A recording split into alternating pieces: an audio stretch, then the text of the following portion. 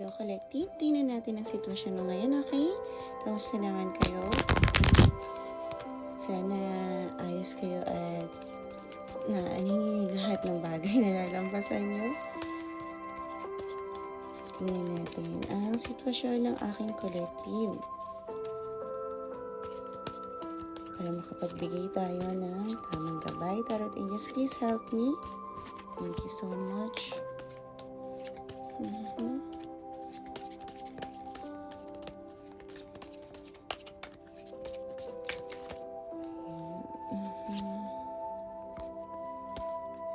Salamat, Tarot Angels. Okay, overall. Hindi ako nagkukuha ng reversal pag itong tarot deck na gamit ko, pero tingin ko bagay ito na reversal. Dahil yun din ang pakiramdam ko. Ang overall na energy mo ngayon ay nananahimik ka. Hindi ka gumagawa ng kahit na aksyon. Marahil dahil alam mo na kung ano ang bagay na natutunan mo. At hindi na ito nakakabigat sa pakiramdam mo. Hindi na to yung bagay na nakapulupot sa pagkatao mo. Hindi lang sa kamay mo.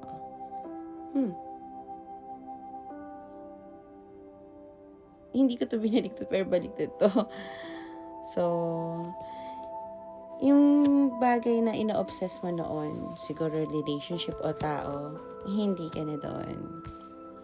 Para kung ano man sitwasyon, tao, basta kahit anong obsession, materialism, hindi ka na doon. Hindi mo na siya parang, hindi na obsess yung pakiramdam mo. Okay? Gusto ko lang malaman kung ano ang clarification ng obsess ko. Hindi na obsess. Ano na? Okay, alam mo na hindi ito ang para sa'yo. Okay, thank you so much. So, dalawa kasi yan. Either na hindi ka na obsess na na parang okay, tanggap ko na ganito yung flow, or wala ka na talagang paki. Thank you so much, Tarot Angels. So, okay. Thank you, Tarot Angels. So, na-obsess ka dati at hindi ka na-obsess ngayon sa relasyon na gusto mo. Ito yung bagay na dati na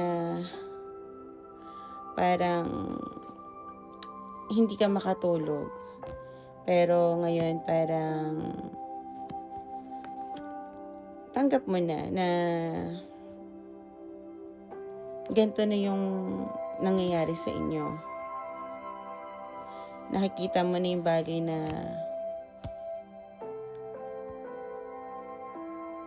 gusto mong makuha, okay?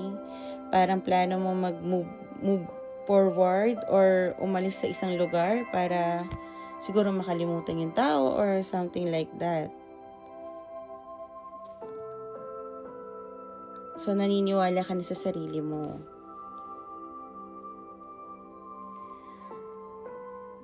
Okay. Ang taong to, parang kung dati, siguro ang tingin mo sa kanya is parang more than ano yung tingin mo eh. Siguro, may nararamdaman ka pa, pero dati parang ang tingin mo lang sa kanya is, alam mo yun, parang pang happy-happy lang, pero hindi eh.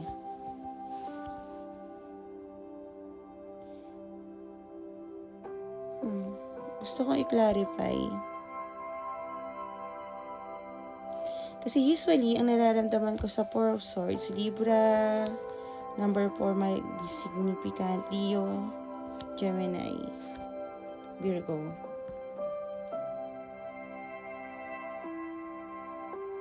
Okay.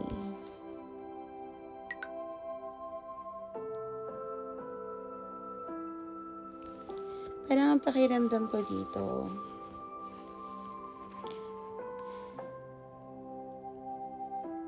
obsessed ka sa isang tao before. Marahil dahil yun yung nagpipid ng ego mo. Pero ngayon, may gusto kang puntahan na isang taong iba. Dahil nakikita mo na nandoon yung totoong pagmamahal. Kumbaga, ang lovers kasi, ang kabalitaran nito is yung devil. Nakakawala ka na sa sitwasyon doon, sa taong yon. Nakikita mo na iba yung para sa'yo. Nararamdaman mo na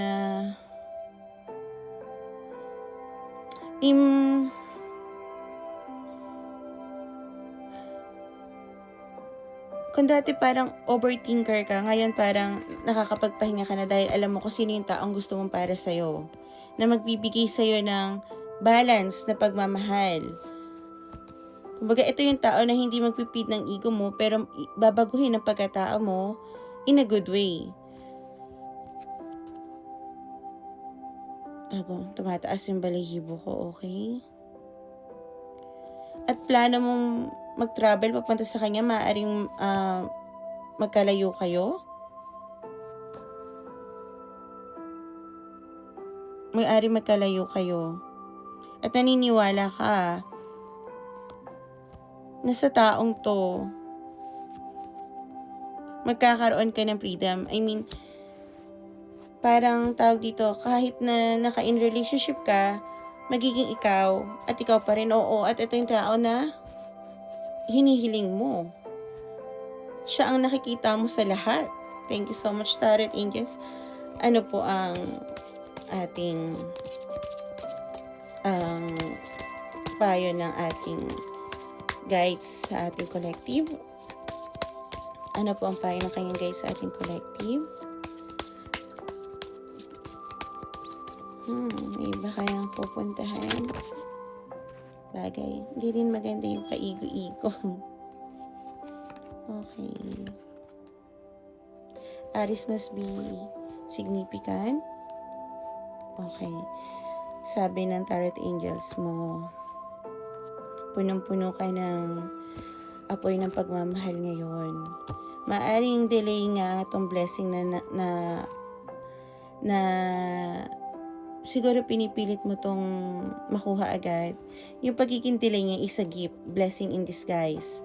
Para sa tamang panahon na sabihin mo yung totoo dahil maaaring moon sign is a lot of secret Ay may mga sikreto ka pa na hindi nakikita or mga bagay na hindi ka pa nalilinawan. Pero nasa divine timing to, pagka nakuha mo na lahat ng mga impormasyon na dapat mo makuha, it will be mabilisan na pag-departure nyo pareho or departure mo papunta sa kanya. Dahil pag nakuha mo lahat ng sagot, there will be news na may bibigay ka kung saan mag-move forward kayo, baka sa ibang lugar na kayong dalawa ang magkasama.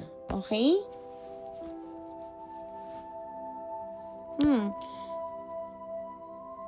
Na pakiramdam mo, ito talaga ang family mo at maaaring magbigay ito sa'yo ng pagkakakilanlan. Mukhang aalis nga talaga kayo. Maaari sa ibang bansa o malayong lugar. Okay?